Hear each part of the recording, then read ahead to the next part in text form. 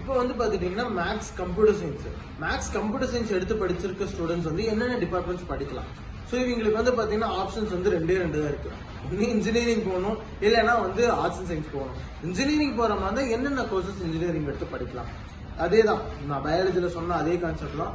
Biology videos பார்க்காத யாராச்சும் இந்த வீடியோஸ் பார்த்துட்டு இருந்தீங்கன்னா நீங்க பயாலஜில இப்போ முன்னாடி கீழே டிஸ்கிரிப்ஷன்ல வீடியோஸ் கொடுத்துருப்பேன், அந்த வீடியோஸை கிளிக் பண்ணி நீங்க பயாலஜி வீடியோ பாருங்க. ஓகேங்களா.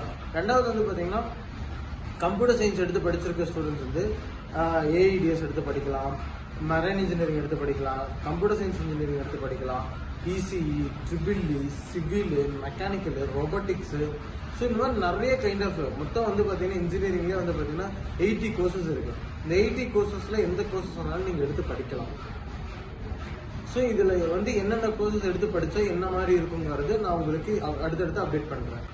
ஆர்ட்ஸ் அண்ட் சயின்ஸ் போகிற ஸ்டூடெண்ட்ஸாக இருந்துச்சு அப்படின்னா இன்ஜினியரிங் ஆனால் கம்ப்யூட்டர் சயின்ஸாக படிச்சிருக்கீங்க, நான் ஏன் ஆர்ட்ஸ் அண்ட் சயின்ஸ் படிக்கணும்னு ஒரு சிலர் கேட்பாங்க. ஒரு சிலருக்கு வந்து ஆர்ட்ஸ் அண்ட் சயின்ஸ் ரொம்ப இன்ட்ரெஸ்ட்டாக இருக்கும்.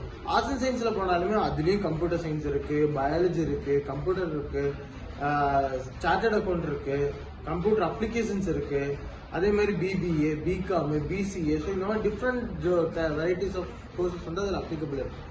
ஸோ இந்த மாதிரி நிறைய கோர்சஸ் எந்தெந்த காலேஜில் இருக்குது அப்படிங்கிறதெல்லாம் நான் ஃபர்தர் வீடியோஸில் உங்களுக்கு சொல்லிகிட்டே இருப்பேன். எங்களோட வீடியோஸை மறக்காமல் பாருங்கள், எங்களோட சேனலை மறக்காமல் சப்ஸ்கிரைப் பண்ணி வச்சுக்கோங்க. அப்போ தான் நாங்கள் போடுற அடுத்தடுத்த வீடியோஸ் உங்களுக்கு வந்துகிட்டே இருக்கும். நிறைய பேர் வீடியோஸ் பார்க்குறீங்க, பட் ஆனால் சப்ஸ்கிரைப் பண்ணி வைக்காமல் பார்க்குறீங்க.